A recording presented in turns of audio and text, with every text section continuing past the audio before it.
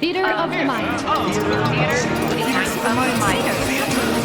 Theater of the mindset. Last week on Faith and Fortune, Herry paid a visit to his mother, Arcanist Tallulah Pinch, to jog her memory about Asher's early years and his sister's condition. Beanie then updated Herry and Luken on the basement books and her research and the existence of another magically inert person once arrested by Otra Lochner, DL Roulat. And then Sahra had her first date with Imogen at the docks and found out she was also paired with a primal spirit that could find people anywhere within the city but couldn't quite place Esarn Halivard. We'll pick up right there.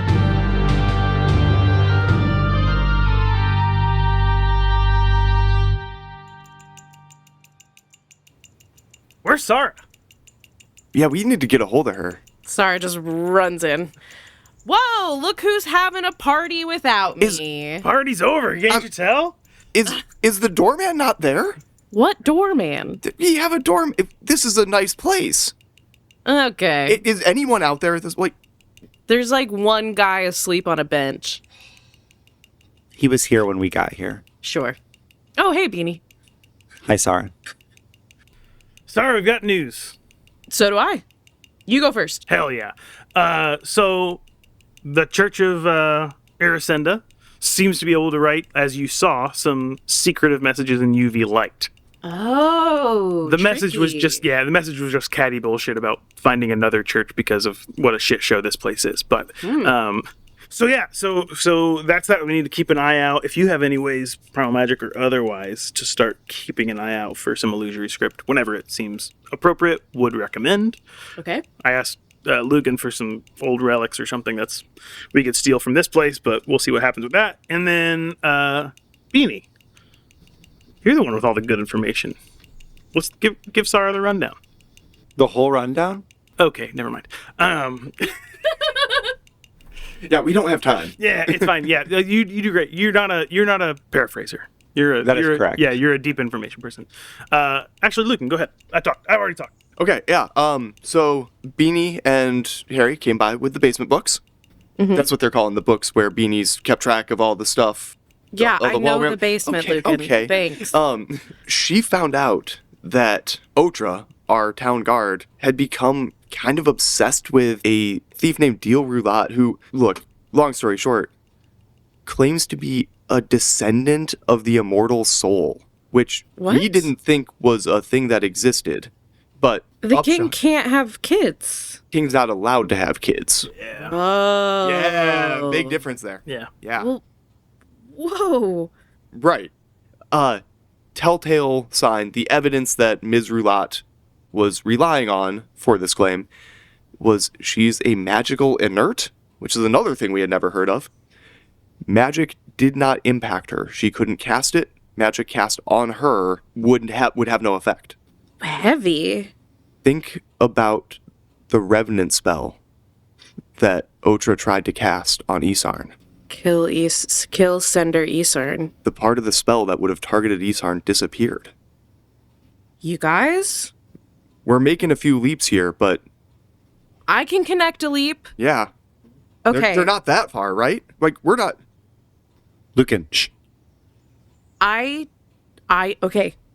I just was with a friend, and she turns pink, and she was able to, she has a cool trick that she can do where she can kind of find people, which is how I knew you guys were here without me, but... That trick seems problematic. Well... How'd she do it? Is it magic? It's through a spirit. Were you aware that you were being found, Luken? Senator Pinch? Beanie, stay out of it. That's Sorry. not the important part. Sorry. The important part is, I was like, well, if she can show me where Herry and Luken are, maybe she can show me where Esarn is. And she couldn't. Okay. Which didn't make sense in the moment, but now it's making sense. Well, I mean, it could have been he's out of town, or like how far-reaching is this thing? Here's the thing. She was able to see that there were people talking to him, and he's here. He's in the city. He's in the commons. Well, how about that? What a coincidence. We've got a date in the Commons tonight. What date in the Commons? Big show in town. Big, yeah. What do You have the pamphlet right now. Oh, I handed it to you. I handed Sahra the pamphlet. Looks like Luken almost got his ass kicked last night. What? And ended up getting instead talked to by a religious cult. You're like 60% there. Yeah, I got jumped. It's fine. What? It's a statistical inevitability. Oh my god. But one Are of you them, okay? Yeah, I'm fine. Okay, Fine. great. But one of them was carrying that. Well, this must be where Esarn is, right? Looks like we get to go meet our boy. It's the best guess we've had as to where Esarn is. We gotta go. How much time do we have before this starts? Not much. Okay. Yeah, it's time to scoot. Luken. I'm sorry. Prelate Mascar. Yeah. No, it's you can do Luken. It was Luken's fine. great. You got it right. I have a... We need to do something about your wings. You aren't... You're gonna stick out. That's true. Yeah, that is a problem. Yeah. Do you have any ideas? Beanie thinks. Big coat. Big coat. Big coat. Hunchback. Big Big coat. coat. Big coat? Big coat. Okay, big coat. Yeah. No bad ideas. Backpack. Back. Big coat and a backpack. Big coat and backpack. That's a big backpack. Or one and the other. The problem with the backpack is logistic. How's your Galapagos impersonation? Oh. You could have a shell. Where are we gonna get a show? Where are we gonna get a coat? Sorry, that was so much attitude. Where is this I'm so coming from? sorry. Maybe you do need a Have you day been off. having some lemon water? Jeez. Yeah, I I have been having gave her some lemon water. God, she gets sassy when Spicy she with the drinks acidity. spicy water. It's because it's carbonated. The bubbles just come up. I'll spend a fear on that sass. Seems fair. Do either of you have any like magical disguisey I don't. stuff? Maybe. Only invisibility, which we I'm would have to do gonna- closer. Reach into my nomadic pack, and I'm gonna spend a hope to pull out a mundane item that is useful to my situation. Like a big coat? Or a Galapagos shell.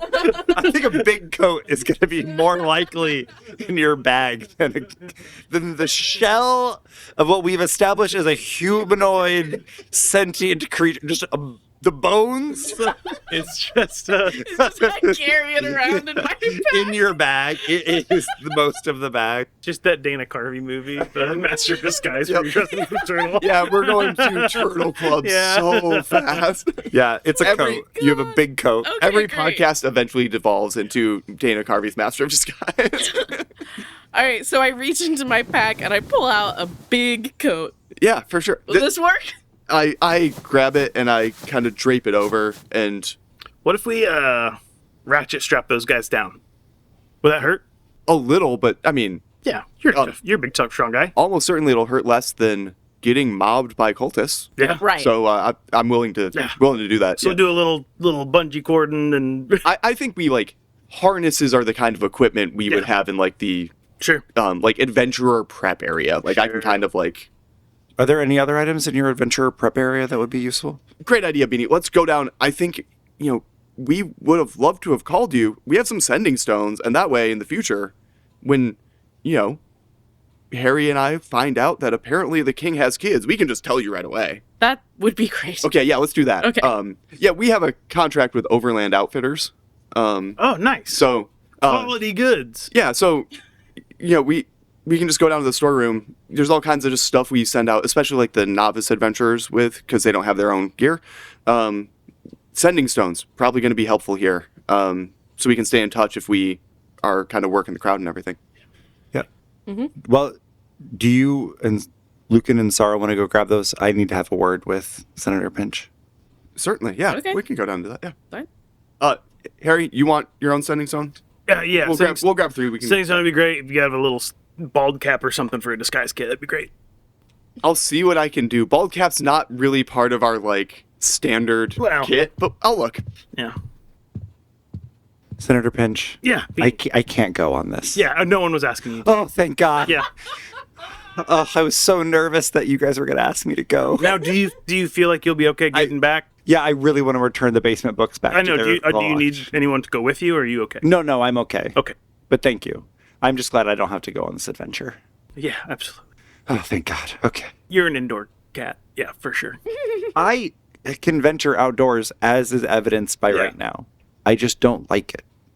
It's horrible out here. Like an indoor cat would feel. Yeah, I guess. Yeah, it's not a bad thing. Yeah. It's fine. Just can you come up with a really good excuse for them so that they think that it's Yes. your idea? Absolutely. Okay, thanks. Yeah.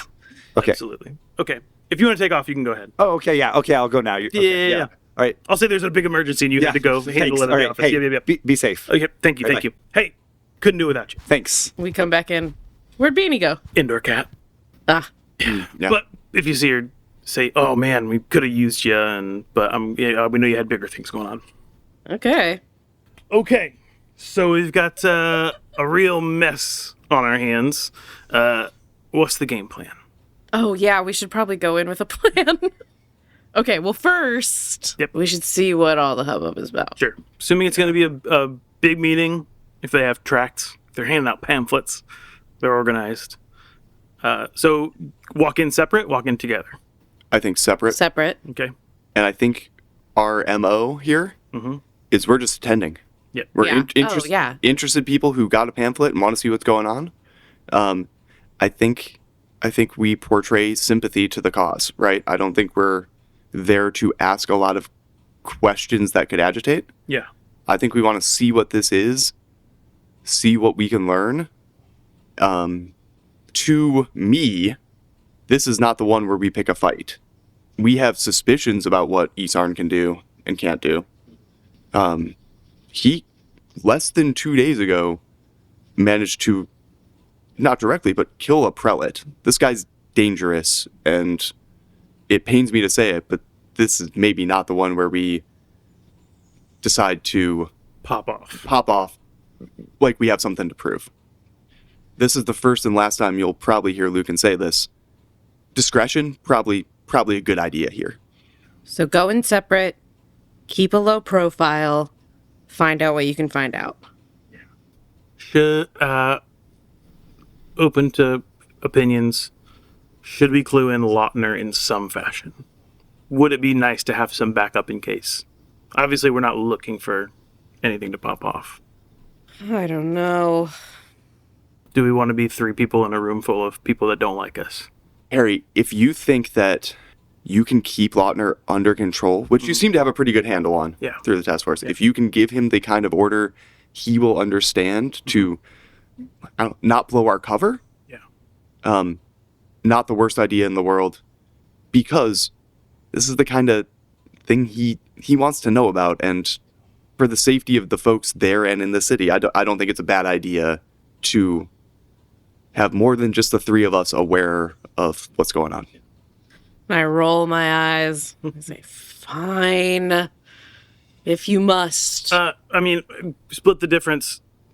I can not mention Esarn, but let them know that there is a gathering happening of this cult. Too late to ask Beanie to give that tract to him? Oh, sure, I can flag her down. I can figure it out. I know she had an emergency. Yeah. I'll call the office, leave a message, and have her drop that to him and let him know that there's we're headed that way, but to keep under wraps. Cool. I use your phone to leave a message on Beanie's desk, so when she gets there, she can run with that, and I'll just be pretty explicit of under wraps, keep undercover only to Lautner, as far as just in the area of the commons. I don't know when the last time you called your own office was. You are astonished at the number of menu options. Can I make a knowledge roll to see if I can get through? Yeah. Press 8 if you would like to talk to. That's a 12. That's a 14 with fear. After I get there, though. Yeah, Oh you just keep pressing 0 until eventually you hear the tone. Yeah, Does, it takes a while, but we get there. Does the greeting for your direct inbox still have an out of office from 3 years earlier? Beanie runs a tight ship. Yeah, I think Beanie would never allow that. The problem is there's just so many preset categories. Sure, yeah. That Beanie thinks she's doing herself a favor. Yeah, by weeding people out. Already sorting the messages before she has to listen to them. Which is, hey, that's fair. Great. Let's boogie. You all head towards the Commons, the part of Resinium City that is by far the most compact, and follow the address to a large warehouse. There are a number of people gathered outside, some of them smoking, some of them drinking, a lot of them just loitering. There are enough people outside that you joining the throng is not noticed. You see at the entrance that everyone who's going through is showing a pamphlet to 2 armed guards. Not guards like official city guards, just 2 individuals with swords that are verifying that people have pamphlets before coming in. Once inside, it's hard to see what exactly is going on, but you can tell that there are a number of people already inside. So we don't have a pamphlet. We have one. We give it to Beanie. We give it to Beanie. Ah, shit. Are there anyone like handing them out or anything like that? Is there people running around? Okay. Are there any? Would we have seen any littered about, like just amongst like street trash as we were walking? Give me an instinct roll. Okay. It's a 15 with hope. You manage to find a group of people who have multiple and are, after a short conversation, able to charm your way into them handing you one of their pamphlets. Yeah. You've got a pamphlet now. That's one for the 3 of us. It seems like people are going in as groups. As long as one person in the group has a pamphlet. Should Herry be worried about being known here? Yes. Herry is going to cast invisibility on himself and use his subtlety winds to try and do it without being seen. Yep. I just need to hit a 10, which that is a 16 with fear. So Herry becomes invisible, but is going to hang back just a little bit. You approach the entrance, and there is, as expected, the 2 guards. There are the 2 guards standing there. The people in front of you go through. You hear them say, "Welcome. Happy to see you all. Have you been to this before?" You hear them answering a couple of questions. Do you have proof that you know what you're walking into? They hand over the pamphlet. "Thank you very much." Hand the pamphlet back. They walk in. 2 of you approach. I am going to let Sahra take the lead here because you have spent time in this area. Like, this is more your community. So we walk up. Ma'am? Hi. We're here for the... Is it a rally? What is the pamphlet calling it? So I know the right word. The gathering. Okay. Hi, we're here for the gathering? Great. Just the 2 of you? Yeah. Great. I'm sorry, I didn't catch your name. Emmy Rain? Emmy Rain? Yes. Nice to meet you. And your name? Nikhil. Nikhil? And Walker. Nikhil Walker. Nice to meet you. I don't think I recognize you. Are you from the outskirts of town? No, I'm from the city. Oh, okay. Yeah. Do you have any proof that you kind of know what's going on this evening? Yeah, and I show him the pamphlet. He looks at it. Awesome. Just want to make sure, do you have any magical items on you or anything? No. All right. Thank you. Thank Hand you. you your thing and gestures for the 2 of you to walk through. Great. 2 of you walk through, and you enter into a warehouse. The warehouse is empty except for the probably 300 people inside. There is a large stage set up on the far side of the room from where you are, and there are lights set up to illuminate the stage, presumably for a speaker later on in the evening. There's people making general quiet conversation in this room, but it seems like once you're in this room, you're kind of agreeing to be like waiting for the speaker, whereas outside is where you're allowed to chit chat and things like that. Yeah. Harry would like to case around the building. Yeah. And see if there's a back door or see if there's any other options. Give me an instinct roll. 15 with fear. As you walk around, you start to notice that amongst the people that are loitering, there are some people who are clearly plants doing a lookout. They don't seem to be armed in any way, but they are definitely blending in with the crowd with the intention of keeping a lookout. Sure. You do see a back entrance. Mm-hmm. It is like a place that they might like drive a carriage through or like a loading carriage. Mm-hmm. It is heavily guarded. There are 5 guards people back there. Okay. And you see in that area, there is a horse and carriage parked. Okay. I want to walk over to the horse and carriage and just take a peek around.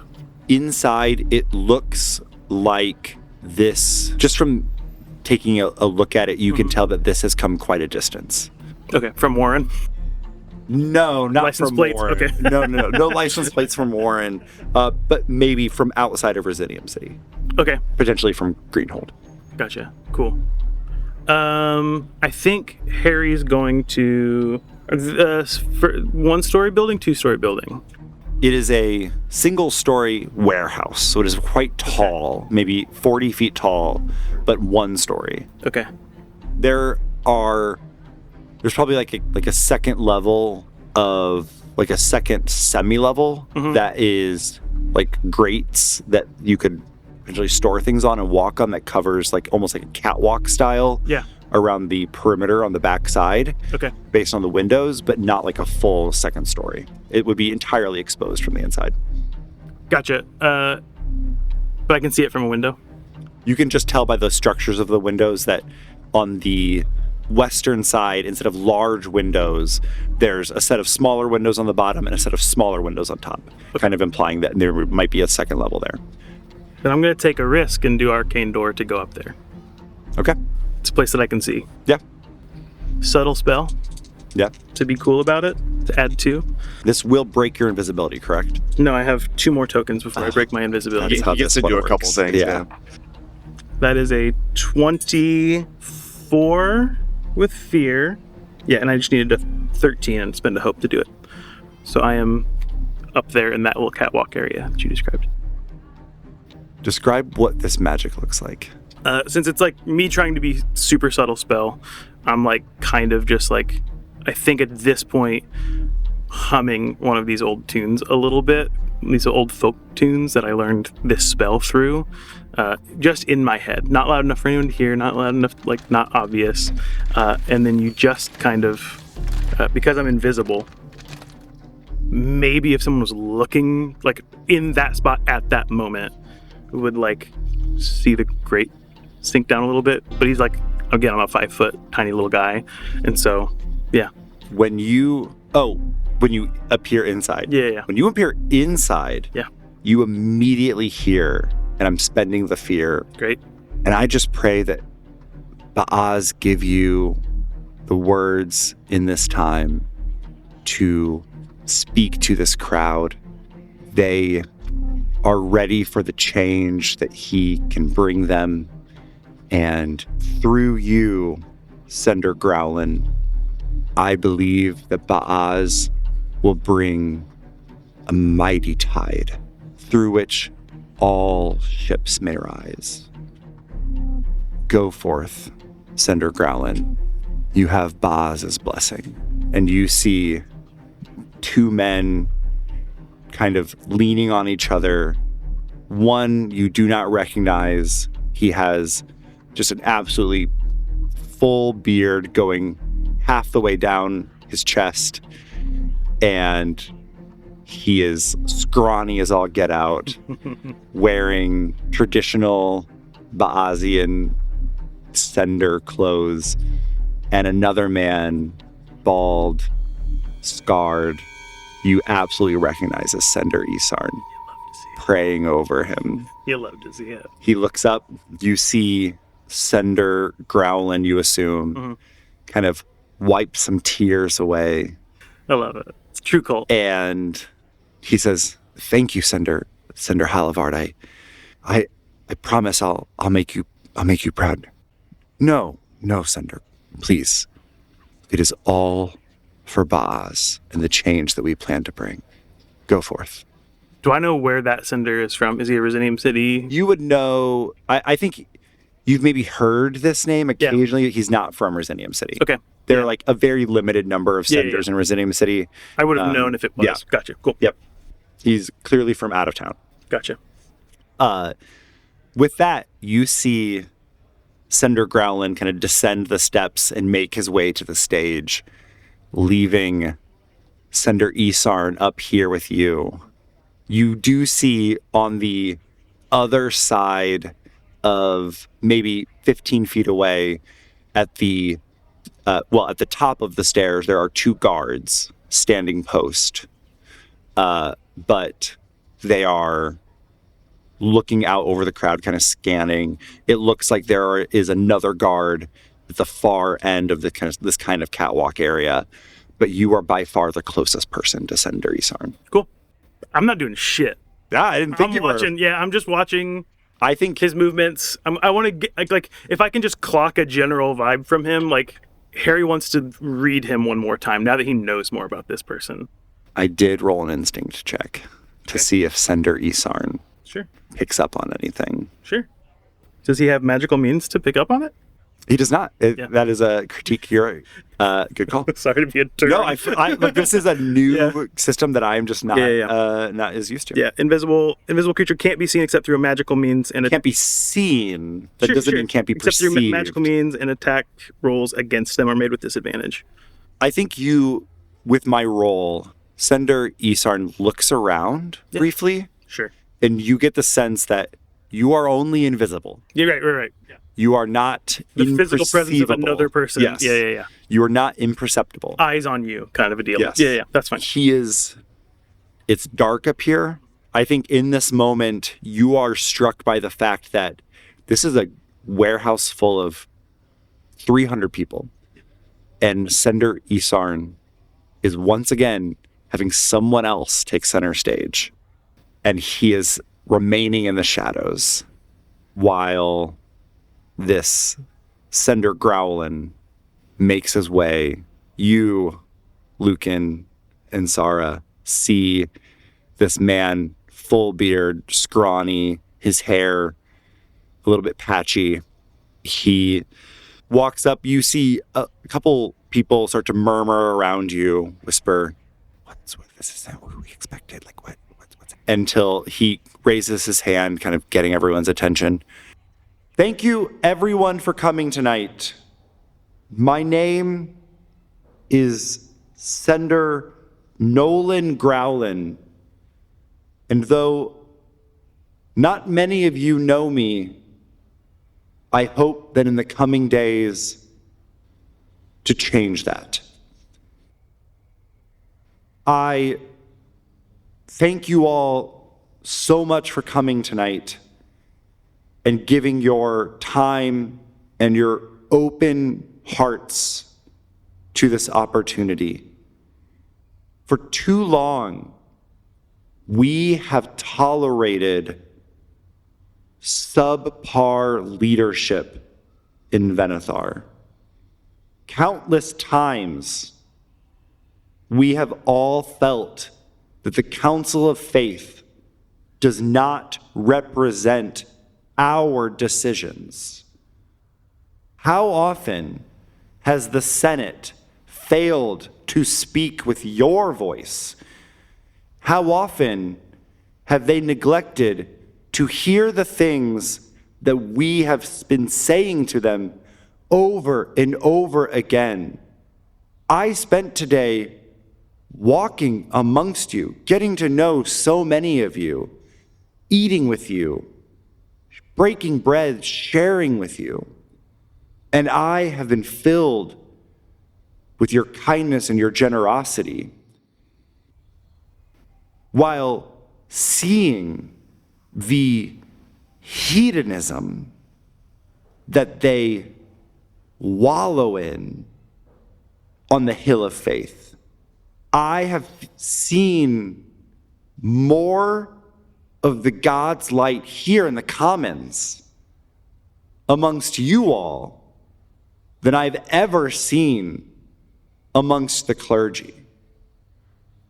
If I have seen that in one short day, I cannot imagine how tired you all must feel day in, day out, watching these fat pigs gorge themselves on your hard work.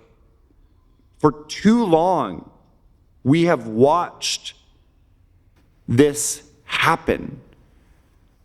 The incarnate king left the Steel Morrow tribe without allies. And now, when we have gathered and made our asks clear of our own leadership amongst the Baazian faith, we have been ignored? Are they not supposed to represent us? I know that what I'm saying is a lot, and it's sometimes frightening to look out at a future that is different from your past. But if we keep living in fear because we don't know what the future holds, we'll never change, and we'll keep repeating the mistakes that we have over and over and over again. What I ask for you tonight is spend time with me and my brothers and sisters that I have brought with me, and we will talk with you about the change that we have seen in the places outside of Resinium City, where their control is not as strong as they think it is. Resinium City lies in the past. Join me. Join the anointed. Join me in a future that isn't bound by the sins of our past. We can make different choices. It's not too late. We can make a difference. This doesn't have to be this way. And little around the perimeter of the room, lights begin to appear above individuals. Each of these people are here to talk to you about ways that we believe the system can be changed, ways that we can live life differently, live life better. It just takes bravery, cooperation, and a willingness to change. Be not afraid. Have courage. Stand strong. At first, the claps are small and few, and then they grow and grow until eventually it catches. And you see people start to move towards the 20 or so people who have been indicated around the outside of the warehouse. And they begin to have smaller conversations, enabling and empowering people to do small acts of change. And you begin to see how this decentralized movement has been happening. It's not from Esarn. It's not even from the person on the stage. They are equipping everyday people enact change. You see, they've got pamphlets with ways to contact all of their senators. They've got pre-written scripts to say to those senators. They've got a very organized list of who to buy from and who not to buy things from. They are coordinating a movement here in Resinium City. they are equipping these people to take these actions outside of this building and start their own fires where they came from. As the applause erupts and gets loud, Harry's going to drop invisibility and walk up next to Esarn and just say, "Hell of a show. I think we have some things in common and some goals in common."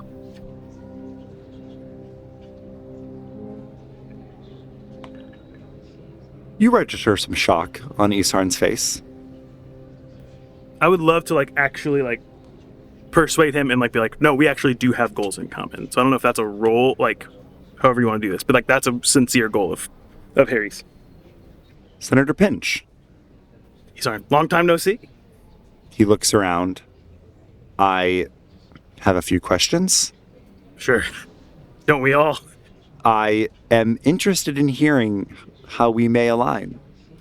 I mean, one of your demands aligns with a specific resolution that some friends of mine and I wrote up about the devolution of... Well, not one of your demands. Thank you. Yeah, Thank of course. One of the demands of the your comrades here. Yes. Does, in fact, align with some legislation we'd like. I am interested in hearing how we might together secure victory in these ways. Love to hear it. I am curious, did you come here alone? I did. And Harry just kind of puts his hands up and looks around. Yeah. You're looking at me. How did you learn about my little soiree? You guys are doing a wonderful job with on-the-ground marketing. These pamphlets are incredible. The graphic design's wonderful. The language is enthralling. You'd be surprised how long it took us to land on that shade of green. Yeah, it is lovely. Thank you. Yeah, you bet. I am interested, but I'm not sure now is the time. I mean, we don't have to do it right now. I would need some reassurances as to my own safety. Sure. Would you be willing to meet on my terms? Depending on the terms, I would say potentially, yeah. We both are easily killable. He does not laugh. Yeah, targetable. We're very popular guys. A lot of people don't like us. A lot more people don't like me, Senator Pinch. From the looks of this room, I don't know if that's true. Some powerful people maybe, but you got a lot of people here that are big fans. Most of these people don't know who I am. They think they know who I am, but line me up with 5 other bald men. Sure. They might not be able to pick me out. And who are you? Who am I? Yeah. Just a man trying to make the most of the world he's been offered. I love it. Well, great. Yeah, I hand him a card, my office number on it. He hands it to one of the guards who has noticed you being up here. And he has kind of kept it calm. So he just kind of looks up at the guard and just kind of gives him a wink. He's like, yeah. Well, great. I appreciate you taking the time to talk with me. Great. Sorry to spook you. Oh. It's quite all right. I will contact Beanie when I get an opportunity. I get it. Oh, and I'll reach out to DL Roulette. Have a good one. And Harry walks away. Oh.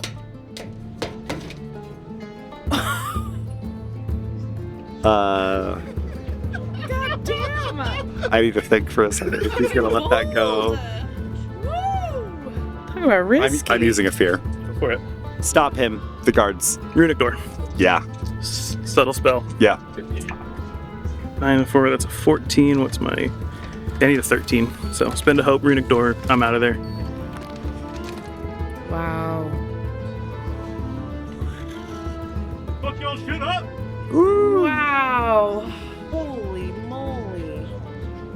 And once I'm outside, I sending Stone and be like, I have been spotted. Be cool. We're still with each other at this point. Yeah. Yeah, so we get this call at the same time. I think I look to you and say, what do you think the plan is? We probably don't want to overstay our welcome, but we leave too fast and people are going to start we don't want to be noticeable in our departure. Right. Let's just, I think we got what we came for. Let's maybe, talk to one of these guys on our way out. Absolutely. Yeah. I think that's a great idea. Yeah. So we go find a person with a light that is like closest to the exit. Because we're going to try to just like hit him on the way out. A real Catholic get my communion and Yeah, walk out situation. exactly. When you're at church, you act like you're at church, okay? Yeah.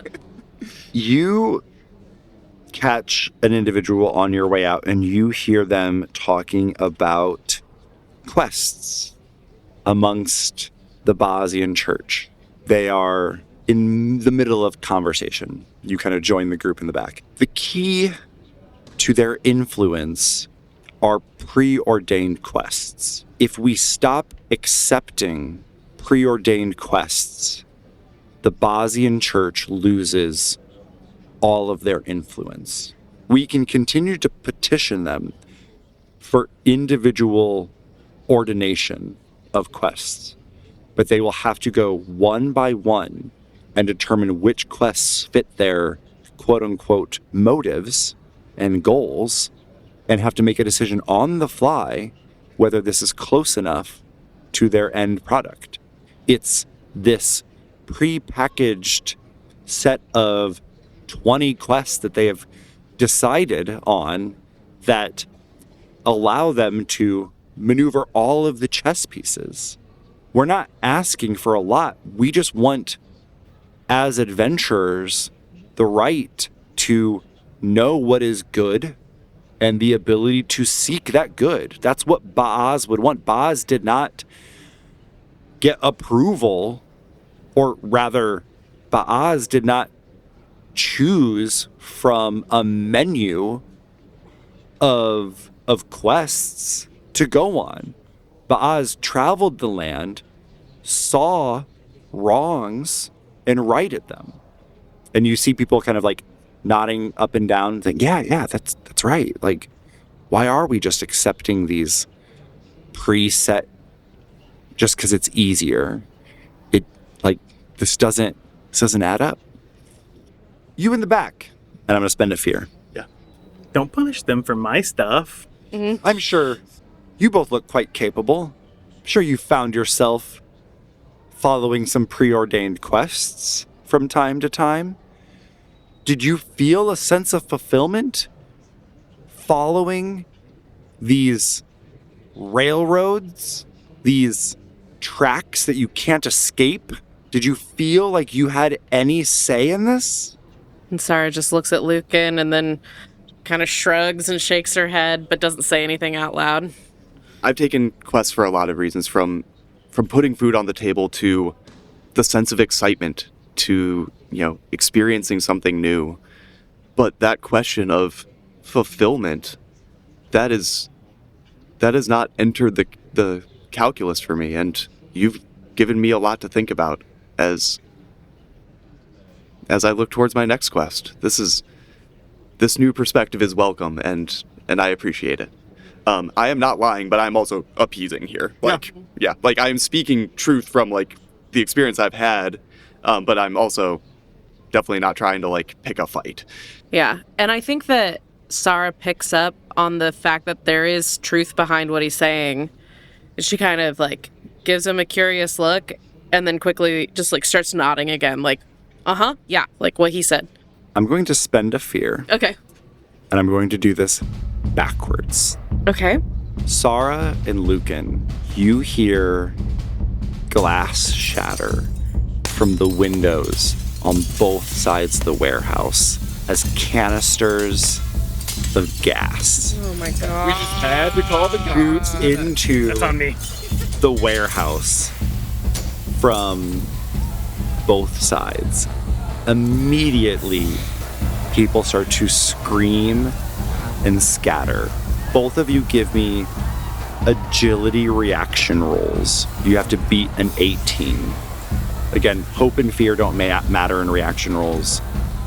Just trying to beat an 18. Oh, I crit. Yeah.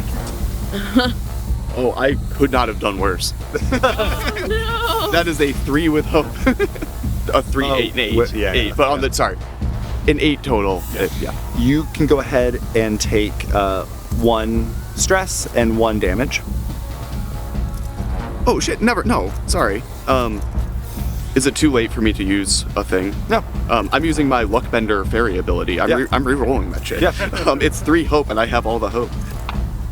16, and I'm 16 with fear, and I'm gonna add 3 from a paradise die to get Wait, 2. it was a reaction roll though, so there's no fear. Yeah. Sorry. Nice work. So Really, come on. great. Done. Both of you are so close to the entrance, but I think instinctually know that everyone's going to go towards that one entrance and exit. So you both go the opposite direction and get cover underneath the staircase, at least long enough for you to get a lay of the land as people are scattering, running around, screaming. You see people get trampled. The individuals who are underneath the lights all immediately extinguish their lights and book it towards an entrance that neither of you were aware of. Seeing them go in that direction, you also follow them. I think with your critical success, Sahra, that's what you pick up on. You're like, oh, the people that know this place are going that way. We're going to go that way too. So you head off in that direction and find yourself exiting out, coughing into a absolute madness outside. There are guards arresting people. They are people fighting the guards, trying to free other people.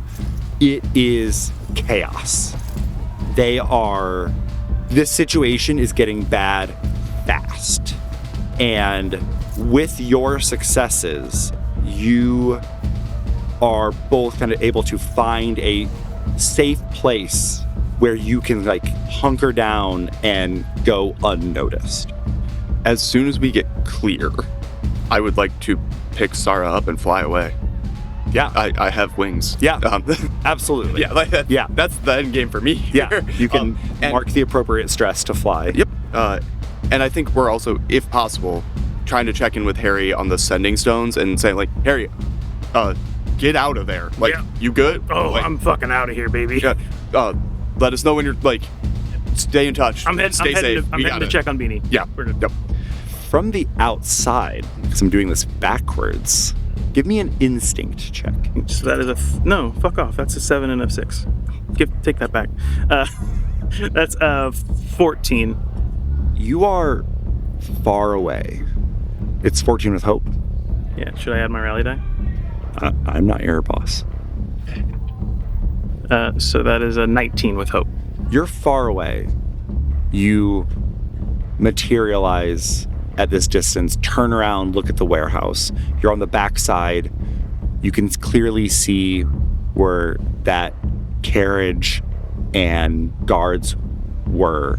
You see them look down at their watches and go and start to get the carriage ready. They do not react as guards appear, and Sender Esarn walks out, gets in the carriage as the canisters go through the windows and they begin to raid the warehouse, and Sender Esarn rides his carriage away. Do I see That anyone son of a bitch. That with that motherfucker. with that 19? Yeah. Knowing Lautner and knowing his lead people, do I see anybody within that like top circle? Basically, Harry's trying to figure out. Esarn called these guards. Esarn knew that this was going to happen. Esarn is inciting violence because violence Yeah. benefits him 100%. in this moment. Brings shit, yeah. So they just called the local guards because they aren't going to be able to get away with this. It's a false They are flag. going to be, yeah. Yeah. And so he just coasts off. He's in a carriage. Yeah. That's not a problem. Like, this is a raid. Like, these are people in a warehouse. They made people check their magical items at the door so they can't protect themselves. Can Harry? How do speaking stones work? Is it cell phony? Is it? Yeah, it's cell phony. I'm going to, as because I did a pass around the carriage and got good information on the guys around the carriage and what the carriage looked like, I'm going to call Lautner Yeah. and put a BW out on this is what they look like, this is the direction they're heading, this is where they currently just left from, and see what happens. Great. It is clear as you're flying over the commons that this is spreading quickly. You see people leaving their homes, heading in the direction of the commotion, in equal parts of people heading in the opposite direction. You were able to see platoons of guards heading into the commons as you land safely behind some buildings and have a minute to kind of get your whereabouts about you. What are the three of you collectively going to do? I'm going to start a countdown beginning at 6. This will represent the actions that you do for the remainder of the evening, but I will be moving each of your individual countdowns based on your successes and failures per the rules of Daggerheart. Sahra immediately starts thinking about her people. She starts thinking about Imogen first. Then she thinks about Vivian and Aggie. And she needs to go, now that she's like out of the commotion, she needs to make her way back up towards the soup kitchen because she knows in her gut that whatever they've been planning is going to be affected by this. And she needs to make sure they're safe. Go ahead and give me a instinct roll. This is going to be navigating through the city. Could I help by flying her to it? Okay. If you want to use your entire first action as doing this, that will be both of you doing one thing. If you're willing to, I would take it. Both of your counters down by this amount. Would it be efficient for me to do that? Or, because you're better at navigating this area, it would be faster for you to, work your way through on foot?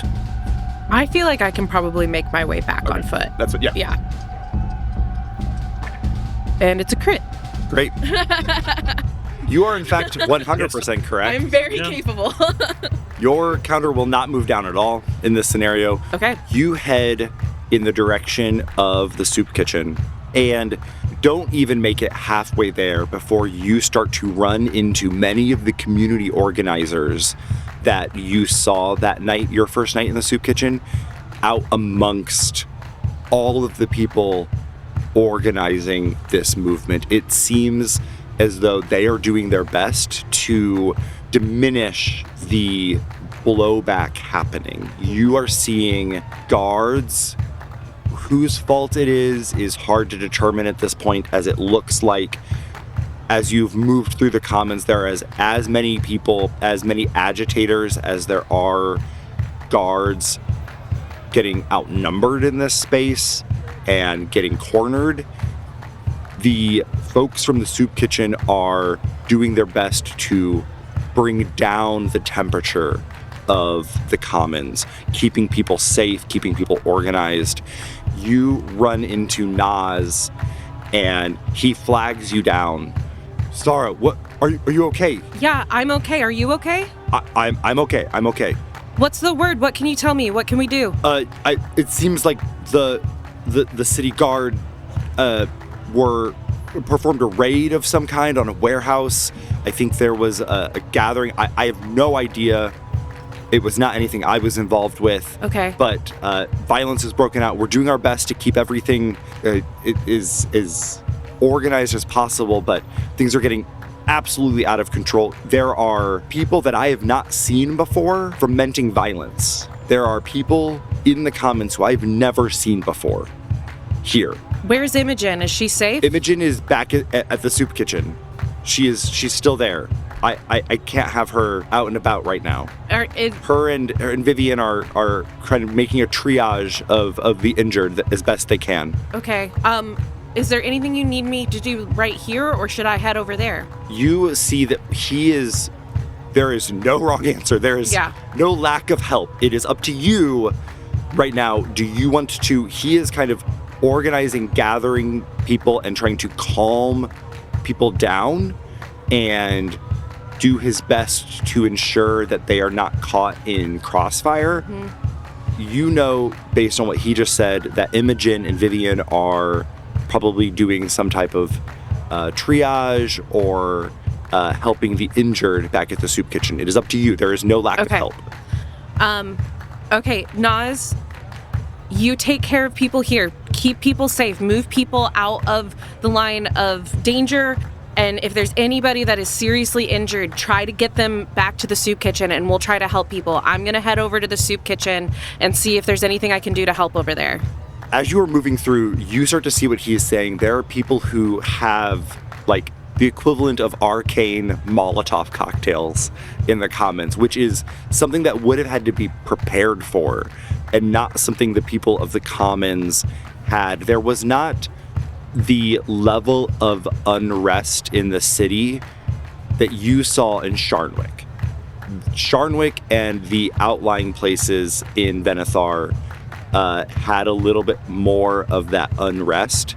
It seems like they being what you would assume be the Cult of Change, or potentially a broader group, are doing their best to prop up a lot of this violence as they can, and are doing their best to take advantage of this opportunity. We will move to Herry. Harry's going to let them, Luken and Sahra, know that Esarn and Co. knew this was going to happen and called this in, and that these guards are on board with fucking shit up, because Lautner likely wouldn't have just raided, because we gave Lautner the heads up that this was happening to keep it on ice. And so at this point, Herry believes that Lautner would have kept it on ice and wouldn't have just gone full raid. And so just kind of lets you guys know that likely Esarn's behind this. And then Harry's going to call Lautner and catch up and see what he knows so far. All right, give me a presence roll. Senator of Resinium City? Yes. 11 with fear. That'll take you down 1. General, you there? This is General Lautner, yes. Hi. You got people being taken by Esarn and folks. Are you following the wagon that I sent? Yes, we're doing our best. There aren't a lot of wagons in the Commons, so it shouldn't be too hard to track down. Great. It seems like they called in the raid. Who called in the raid? Esarn and his crew. They're inciting their own violence to get their own point across. Your folks have to go help people. We have to have the guards seen helping folks. I have 100 guards. I know. In that Commons. I have confirmed 3 dead already. Okay, they're inciting violence, and it's only gonna get worse. There are few options I have to call these people down. Do you want me to fully pull these people out? Pull them out. So if they're causing violence, they're causing it against regular people, and not guards aren't inciting it. Call them out. I saw the folks that actually did the raid. I can tell you exactly who got the call and who's in on this. And you got a success with fear. Correct. You hear he is clearly in a room with other people coordinating as best as he can. Totally. And he says, Beanie called in. Yeah. Prior. Correct. But we got an anonymous tip.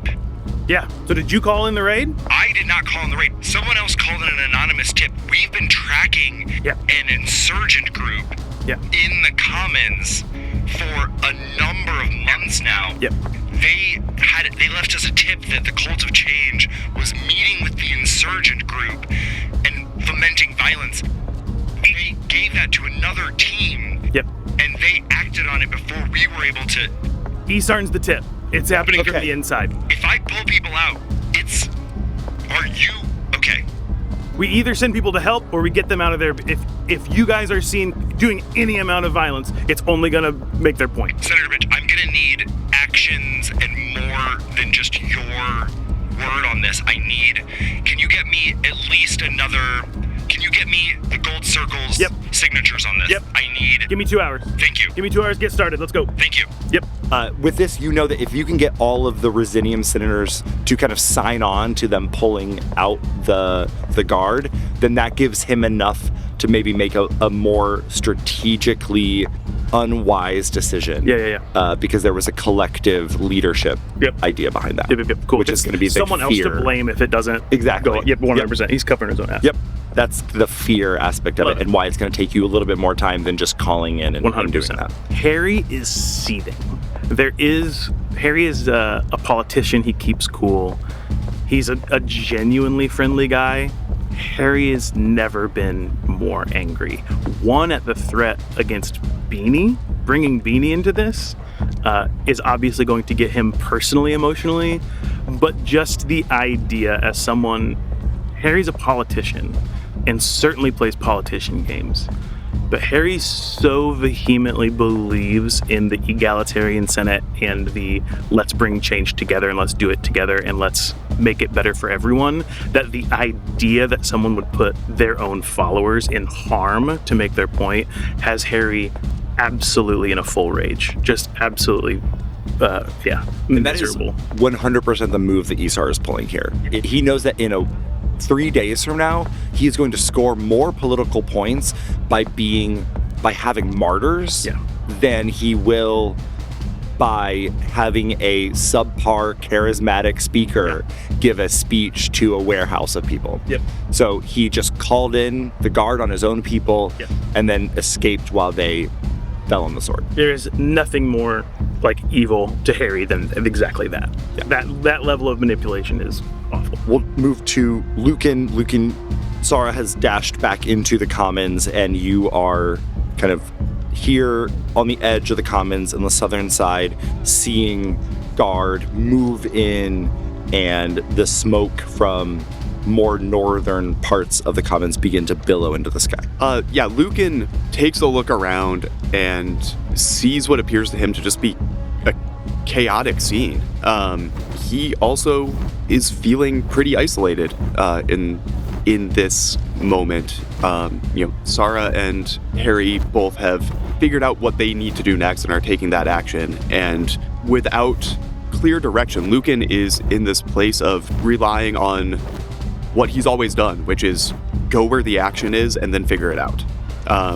So with that in mind, he spreads his wings out and flies back towards the warehouse where the meeting took place. Not entirely sure what he's going to find there, but trusting that once he sees the scene, he'll find something to do that's useful. But also acknowledging, like, he doesn't trust anyone in the Church of Vaz right now. And so he's decided this is one he's just going to go alone at this stage. So takes off, flies towards the scene of the problem. What is your intention when you arrive? What do you intend to do so that I know? I would like to find someone in that crowd who is dressed like a sender or similar like ranked person, because Luken received this message from Herry and hopes that he can find someone with some influence in this group amongst the cultists who are there, at least plant the seed that Esarn isn't actually on their side here. Like, try and sow some doubt about Esarn. So if he can find somebody who will listen, I think that's what he would like to try and find. You find someone. She identifies herself as Gloria Leafblight. She is organizing a group of people making a barricade between two largely dilapidated buildings. And on the other side of the barricade, you see a number of guard. Doesn't seem like these guard have done anything to incite any outright violence, but they are like creating a barricade, and the guard are starting to get antsy about everything that's happening. And she is organizing about 10 people building a barricade. At this point, Luken, he was flying, so he is not in incognito. He ditched the big coat a while ago. So I land, and I'm not trying to sneak up on anybody. Like, I'm just here. So I make eye contact as I land, and I just say, Sender Leafblight, do you have a moment? Go ahead and give me a presence roll. Yeah, we're going to spend a hope to add my strength to that roll with my bold presence. So I have +5 instead of whatever. That is going to be a 12 with fear, but I'm going to... we're just going to live with it. It's a 12 with fear. That is a fail with fear. Yep, not great. She makes eye contact with you and says, Prelate Mascar? Yeah, it's me. I'm here. I'm not... Do you need help? How do we help? Yeah, quickly. And she gestures over to a really large slab of rock that they are trying to drag over to make the base. She says, if you could help us move this over, that would be great. And she kind of positions herself to help you and 2 other people drag the massive stone towards the center of the barricade. Yeah, I help with that. Yeah. As you are dragging it across, the telltale sign of a magic missile spell fires, and... Can I tell what direction it fires from? From the guard? Well, no one here likes me. Yeah. You are solidly hit. Go ahead and take 7 damage. Yeah, that's a minor damage for me. Yeah, but you are bleeding profusely at this point. Just from the location, it's like a head wound. It doesn't hurt bad, but you look horrible and are losing blood quickly in this moment. Seeing a prelate get struck by a guard immediately incites a reaction from everyone around you, and they begin to charge the guard. Sender Leafblight included. She is driving into the guard as you are woozily losing blood, falling to the ground, on your back, just kind of, if anything, just disoriented from the magic missile to the head. You hear a crash around you, and things go dark. Sahra.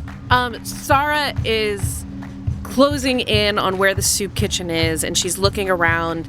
People have started, the chaos is growing to the point that people have even started looting, and people are smashing things through windows, and people are screaming. There are, mothers holding their children and trying to find places to hide. And Sahra is just booking it towards the soup kitchen. Yeah. You arrive at the soup kitchen. It is not a place of calm, but it is a place of different panic. There are many, many injured here. And you see all of the same people that had previously been in that back room are now out and about triaging individuals, doing their best to say, yes, I understand that your arm is broken and you're in a lot of pain right now, but it's just a broken arm and this person is bleeding out over here. You also see that amongst the injured that they are also treating some guards and doing their best to just help the injured in general here. There seems to not be any distinction between who they are helping. Anyone brought here that is injured, they are doing their best to treat. What do you want to do? I want to find Vivian immediately. Vivian's inside. She is, unlike before where she was supervising, you see her actively creating poultices and making tinctures, but she is being given a wide berth. No one seems to be within 5 feet of her. As you get close, she says, "Don't, stop, do not come closer." Vivian, what can I do? I just got here. It's chaos outside. People are injured. People are screaming. What do I do? You can help with anything else. I am busy right now. Go help with that person over there. It seems like they're having problems breathing. I think it's just a panic attack. Go help with them. Vivian, I have powerful magic. I can help you. Let me help you. Give me a presence check.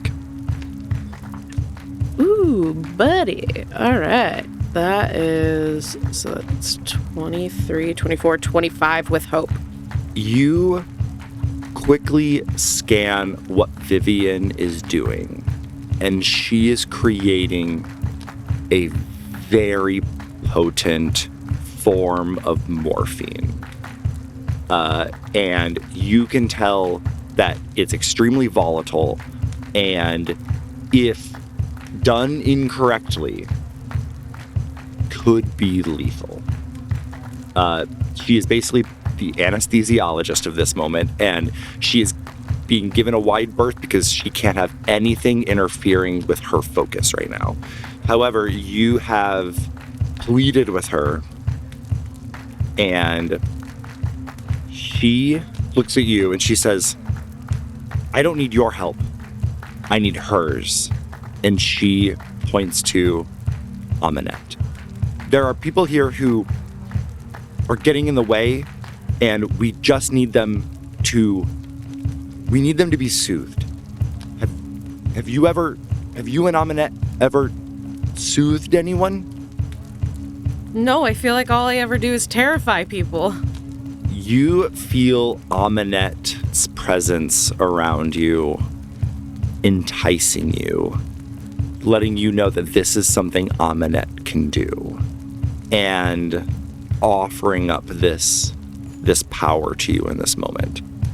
Vivian says, there are people over there, and she points to some individuals who are injured, but seem to be struggling to, like, get up and, like, try to continue to participate in everything that is happening. And there are multiple people trying to, like, keep them calm. It's like some cross between the adrenaline that's pumping in their brain, in their bodies, and potentially, like, even like a PTSD type of fervor that has taken them over, and fear. And she points to them for you to go there and do something with them. So I turn to their direction and I walk over there, and I almost meditate for a moment with Aminette, and I say, Aminette, I need you. Help me help these people. I can only do it through you. You see Aminette wrap around one of the individuals, much in the same way that Aminette has wrapped around you in the past, and begin to consume them. You see it from a spiritual level. It is not something physical. They're not being wrapped in her spirit. They're not being constricted. They don't feel her physically, but almost like very similar to a type of sedative. While consuming them, she is like feeding on all of that passion and that rage and that fear, and taking it for herself, leaving them in a pseudo catatonic state. You see the people that were helping hold them back kind of look surprised as it takes effect in 10 to 15 seconds. But your perspective, it is a constrict, consume, move on. Next person. I am going to have you roll twice. Mm-hmm. Go ahead and give me a spell casting roll here, because Aminette is going to keep doing this to people at your direction, and how well you direct it is instinct. Okay. You're trying to beat a 20 here. Great. Are there windows so that I can stand? You are outside. I'm outside. Yeah, Okay, perfect. This is all happening outside. Great. So I am in the moonlight then. So I get a +1. And I'm going to spend a hope to get a +2 connected to my roots. Great. And it's crit. You're rolling like fire. You are moving through and direct. You and Aminette, almost, it feels like a dance where you are directing Aminette, and she is consuming these emotions and fears in sync with your desires. You feel yourself, to a degree, consuming these fears and desires. So many of these people tonight have seen, the few hours that have transpired, have seen horrible things, and you are taking it away from them with a surgical precision. They are, in an externally perspective, in a somewhat disturbing state afterwards, but you know they will be okay. They will come out of this in a few hours, and while they will remember it, it will not have the long-lasting impact that it would have had otherwise. Yeah, they're not going to have the PTSD from this. Yes. I'll just go straight to Razia Cortez. Yeah. Harry's going to call Razia Cortez, the news reporter. Yeah. So Harry is now quickly walking across town, heading back towards his office, but it's far and he's got little legs and it's going to take him a while. Just seething, just raging, he's going to call Razia Cortez to try and get ahead of whatever this story's going to be. You hit the sending stone and immediately get an answer. Senator Pinch, why am I not surprised that you are the one calling me at this hour? Hey, you still believe that I have the best interest of Venethar and the people? I absolutely do. Yes, I do. Would you like a inside scoop? Would you like I might even go on the record this time. I would insist that you do. And yes, what do you have for me? I assume you've heard some tell about what's going on in the Commons? Yes, I am actively monitoring it. Okay, well, I can tell you pretty confidently I finally got my nice little meeting with Esarn Halivard, our good sender, and saw him gracefully walk out minutes before the guards showed up, all of them looking at their watches. Senator Pinch, this is, don't get me wrong, incredible information. Yep. I need some kind of proof. We're working on getting the guards that were sent there and who was their contact. So if you give me, I don't know, an hour, but you know where your story's coming from. Are you saying, just to be clear, you're saying that Senator Halivard called the guards on his own meeting? I'm saying that Sender Esarn Halivard is inciting violence against his own followers to make martyrs for his own purpose. Holy fuck. Yes, it is. Between us girls, it's bad. I'm getting reports of at least 3 other towns in Venethar that are also having instances very similar to what's happening in the Commons. Yep. This is not just an isolated incident. This seems to be coordinated. Yes, this is not our guards going against people that they don't like. This is a coordinated, well-planned attack. Esarn's at the center of it. I'm working on getting the guard pulled out of the Commons right now so that they're not involved in any of this, but it's going to take a minute. Harry, are you aware of something known as the Arcane Imperative? Am I? I guess too knowledge roll? No. Yeah, give me a knowledge roll. That will be your check for this. Okay. It's probably not history or culture. It would be history. History? Cool. I have advantage. That's a crit. That's 2 2s. It's 3 2s, actually. Oh my god, that's 3 2s. That's a super crit.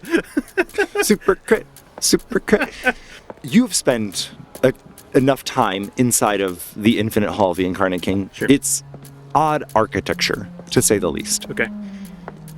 That's not unintentional. Yeah. It is a building structured as a arcane amplifier. The Incarnate King can use it to amplify a spell, enough to influence maybe an entire city. Okay. Jesus. I have no proof of this right now. Yeah. Much in the same way that, Yeah. while I trust your word, Yeah. I do not have proof of the claims that you were saying about course. Esarn, Senator Esarn at this time. Of course. I have word that they're floating using the Arcane Imperative To do what? to calm the city. Okay. Well, hey, between you and I, this one's off the record. I'm going to give you a lot on the record. This one's off the record. Gosh, I could think of worse things to do with that. Yes, that is, I think, been the consensus. Yeah. Okay. Got it. Thank you for that. I want you to be aware it has never been used before. Yeah, it shouldn't be. Okay. Great. Well, I got my next call. Okay. Okay. Thank you Yep. so much for this. Stay by your phone. always by my side. I know you are. I love it. Great. All right, thank you so much, Senator. Thank you. All right, here he Great. keeps hustling. You come to and are, in comparison to when you blacked out, are relatively alone. There is a person 20 feet away from you who appears to be looking in a building, probably a looter, looking in a building for who knows what. But aside from that person, who appears to be some teenager, you are alone. You see no guards, you see no people from the commons. You are alone except for this looting teenager. I steady myself and try and stand up. How am I doing? Am I like groggy? Like, Yeah. am I like? It was mostly a loss of blood that has scabbed over at this point, and you are fine. I'm fine. Okay. Do I see anything that's like the aftermath of that confrontation? Like, I know I'm alone, but There are 4 bodies, all belonging to people from the commons on the other side of the barricade. I go over and check, are any of them alive? Give me a knowledge check. Okay. 7 with hope. That is a failure with hope. Yeah. That puts you at 1. The first 3 you check have all passed. The 4th person you check is alive, but they are badly hurt with a head wound. Okay. I would like to use Mending Touch on that person. I have Yep. a spell. It costs me 2 hope and it takes a couple minutes. Yep. I am going to spend this time healing them, revealing something about myself.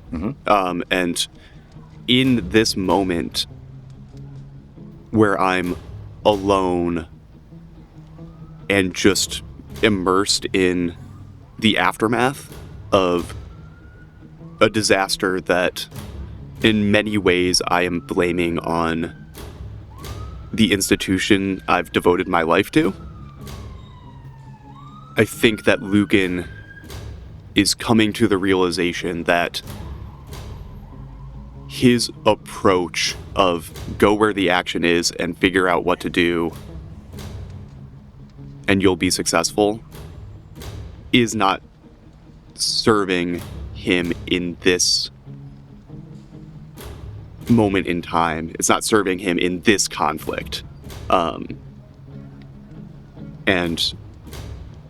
that is making him understand he needs to re-examine how he is thinking about what I'm just going to broadly call this problem, like all of it. You heal the person, their eyes flutter open, and as they do, you hear horns blaring. In pockets around you, cheers are going up as you can assume you are nearing the end of at least the heat of what's happening. The person that you have just healed says, I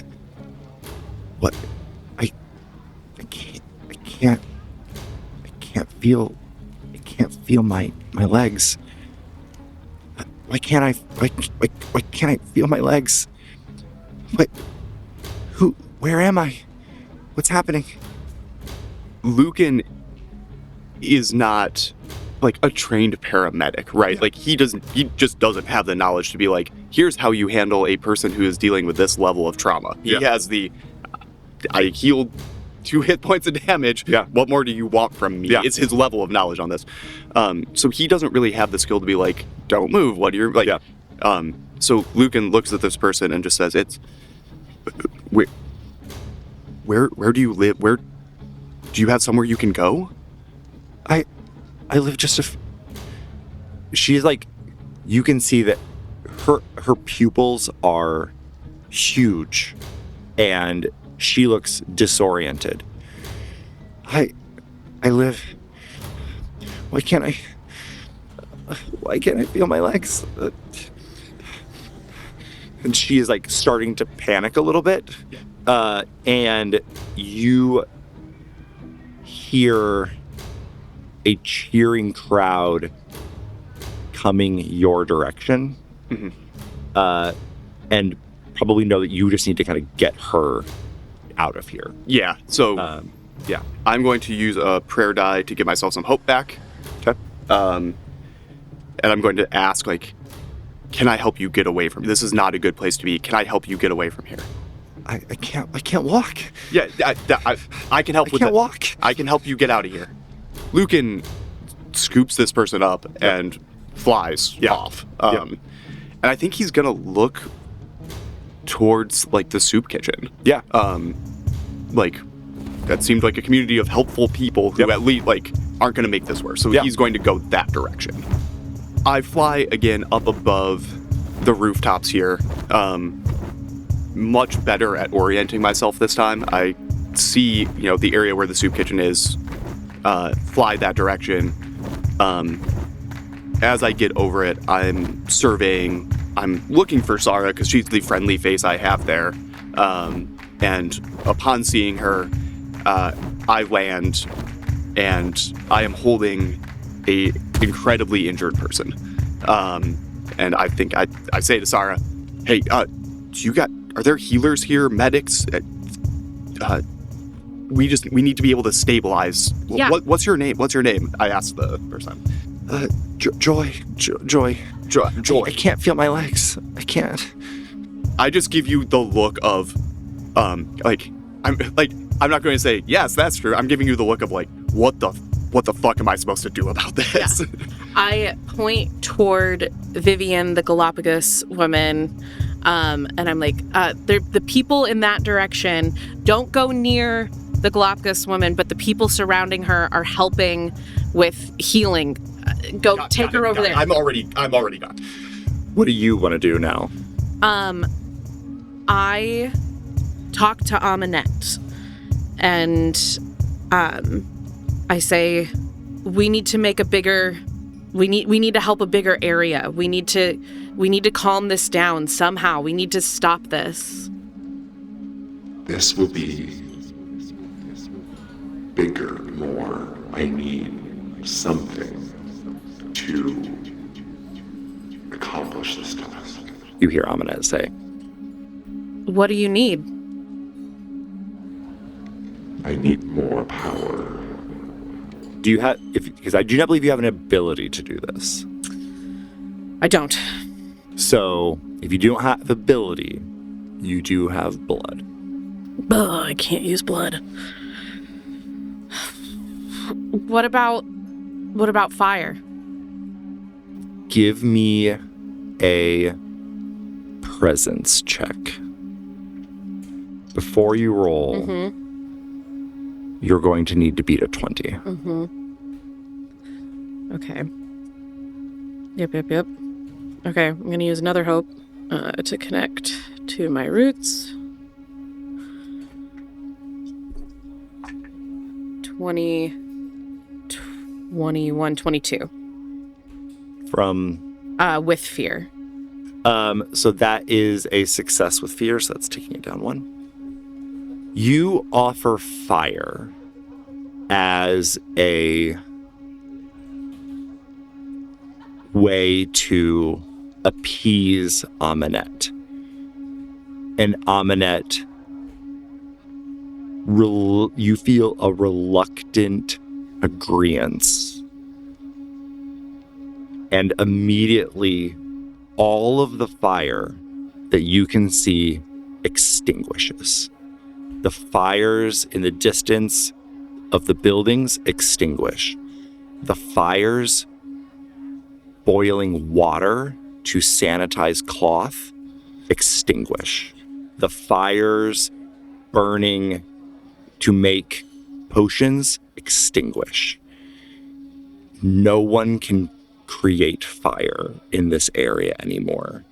You've disrupted all of those things. However, Okay. the and even I think you can see this, Luken, it looks like the sky, the space between the stars, the smoke that has like lifted up begins to twist and shift and change, and a dense fog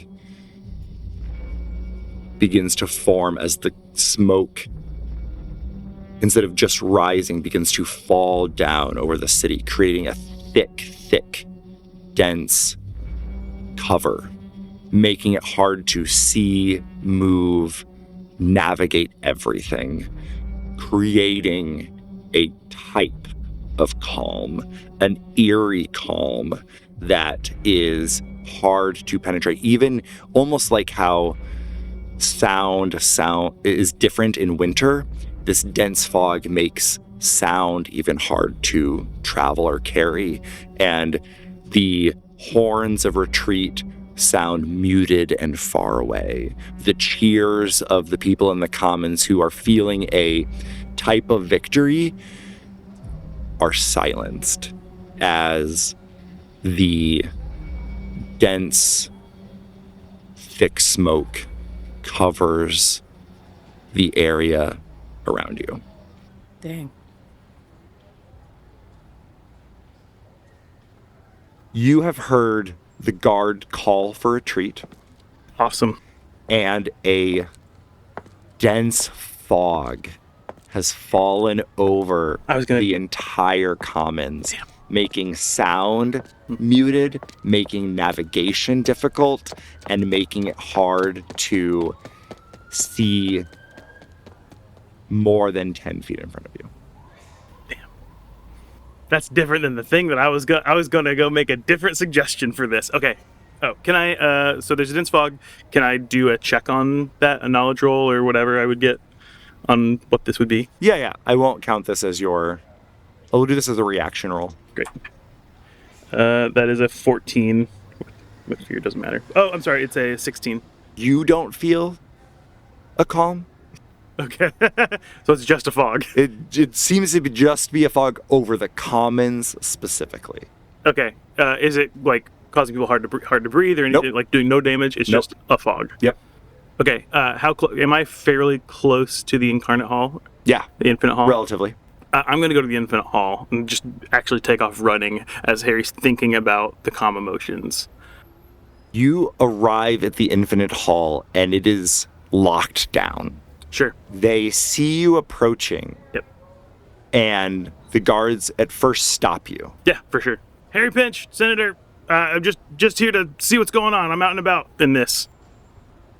At the mention of being a senator, does not immediately grant you access. Yeah. You see they are corresponding via Speaking Stone to some other people inside the Infinite Hall. Order of business? I'm here to see Asher. I've got some word that there's some things going on. Speaking with the Incarnate King is not an option at this time. Okay. Is there any way I could persuade them to do that? You can. If this is what you want. I've got some very important news to speak with Asher, with the Incarnate King about, and I think he'll want to hear it. Give me a presence check. Senator of Rosinium City? I think that's some authority. I think you've got a friend. Okay, I can do that. In this moment is going to be better. Yeah, okay, then with that, I've got some stuff that he's going to be very upset if he doesn't find out. Yeah. It's 19, that's a 21 with fear. You hear some whispering. No, he's his uncle. It's his uncle. I'm his uncle! They gesture you as being allowed to come in. Thank you. And as you step foot into the actual hall itself, the hair on the back of your neck begins to rise. And you get like goosebumps on your arm. Okay.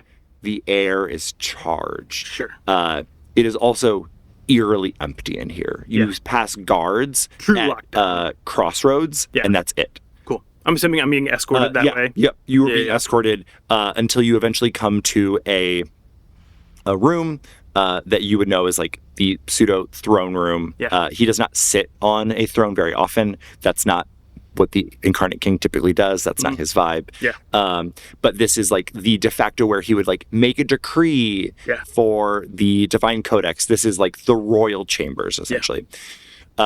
You walk in and Harry wants to, very, like, not big deal. He wants to, like, defer to whatever's happening in the room and to not make a big entrance. You walk in and find the Incarnate King Asher and all 6 members of the Council of Faith gathered together. They are sitting at a table that is fashioned to look like the Venetharan rose, the flower of Venethar, and clearly having discussions, their own individual discussions. This is not they're having a formal meeting. This is they are organizing, collecting information, and trying to coordinate, and are available to each other should they need each other. Yeah. Asher sees you, makes eye contact, gets up, Big smile, and a moves wave. in your direction. Yeah. Harry, this is... Your Highness, I'm coming in. How did you even get in here? I'm coming on behalf of the task force. Okay, that makes sense. Yeah. What the hell is going on? Esarn Halivard, I just met him in person at the rally down here. Okay. He is inciting violence. Down here? Down where? In the Commons. Is that what... Esarn is inciting violence against his own followers to make martyrs. Do you have proof of this? I am working with the guard to pull all of the guards that were called not from Lautner to come break up a rally. Okay. So we're in process. I saw it myself, so I guess... Are you aware that this is happening in a number of other cities across Venethar? I just found out, yes. This is a widespread thing. Which is just more proof that this is Esarn, and we need to do something for the people right now, or else they're going to go with the one that's claiming to be for the people. We have to be extremely delicate in this moment. I agree. Esarn wants a response. Right. If we respond incorrectly, he will use that against us. I worry that if we respond correctly, Harry, he will use it against us. You're not wrong. He's going to try and he'll use whatever we give him. But we need to give all potential followers a reason to question his charisma. As you are talking, Archon Felix stands up, and this is the fear aspect of this. Great. And he says, "We've wasted enough time. We must call for martial law." You've wasted enough time, Felix. Who? Senator Pinch, this is a closed meeting. You do not have a voice in this meeting. Great. As far as I know, the bill that you are trying to get passed has not passed. Correct. So, unless that has happened, I don't actually believe you can speak. Your Highness, would you like me to leave? Senator Pinch is here upon my request. Thank you, Archon Felix. You may continue to have your discussions, just as I may continue to have mine. You owe me, he whispers to you. Absolutely. Absolutely. He just, Harry just doesn't smile, doesn't do anything, just kind of soft nod. There are truly so few options. Felix is rabid now. He is completely out of control. And there are members of this council who are willing to side with him. Of course. Because it is all... Listen, this is Harry, not Senator Pinch. They're about to lose... They are in threat of losing power. And they will do whatever they can to not do that, which is understandable. I'm not blaming them for that whatsoever. You and I just had a conversation about how difficult it is to figure out what the people actually want. My opinion is the people currently want to be saved from a fucking mess and a nightmare. The guards are retreating. I know, but we've got people still in buildings being attacked by Molotov cocktails and everything else. So I'm not saying martial force. I'm saying rescue mission. I'm saying triage centers. If I send people in there, they will not discern the difference between a rescuer and an attacker. I think they'll discern the difference between a king and his men and random guards.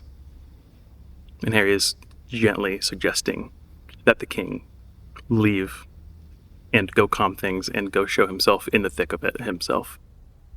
Asher looks back at the council. Looks at you.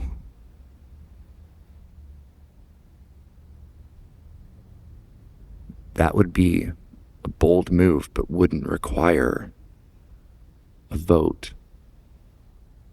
I I'm following your lead. have an idea. Wait here. He goes to and resumes his spot on the council and says, "We have called the retreat of the guards. However, we have reason to believe that there are individuals from the Cult of Metamorphasis utilizing this as an opportunity to cultivate further violence in the commons, now without any type of oversight or intervention, without any way to reinstate the guard. I motion to personally oversee a de-escalation effort with a focus on remediation and aid by my guard." Immediately, there are objections. However, Mother Damaris says, "I see wisdom in this. I agree to take our finger off of the pieces on the board as a mistake, and we can no longer put the guard in there safely. The king's guard are different and offer an opportunity here for us to keep our voice in the narrative. This is a wise move on your part, King Asher." Felix says, "Absolutely. No way. This puts the king in danger." Mother Damaris inserts, "We have no confirmed evidence of dreams that show a soul transfer, making it highly unlikely that this is the time that the king will die. It's happened before that the king has been killed. That is happened 2 times. Even in times when his death was unexpected, his soul foresaw it. This is an opportunity." The king says, "I will remind you all that my actions are not the jurisdiction of the council, merely a kindness extended to the council." And the undertone of what he is saying is, if this succeeds and they have not approved of this, they cannot get credit for it. And that hits them harder than the other points that they had been making in their disagreements. And so with that, votes are cast. Herry is in a corner just doing a soft shoe. Just like has his little cane out. It's just like being a little obnoxious. Priest Hedrick, representing Ota. Mother Damaris, representing Iracinda. First Commander Nara, representing Ataline. All vote in favor of this action.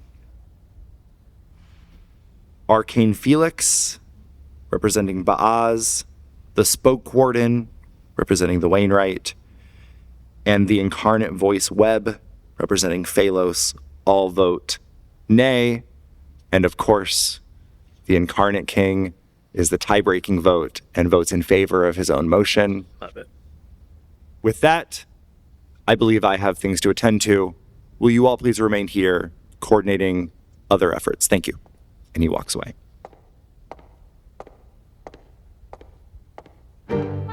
You've been listening to Faith and Fortune by Theater of the Mindset. Our actual players this season are Steve Edinger, Shelby Myers, Nick Traeger, and your kind and generous GM, Justin Gerardot. Audio engineering, post-production, and scoring is done by Nick Traeger at Studio 3607. If you're enjoying the show, you can help us grow with no capital investment by sharing it with a friend, following us on Instagram and Reddit, writing us a review on your favorite podcatcher, or you can chip in for coffee at our Patreon. Thanks for listening, and we'll see you next week on Theater of the Mindset.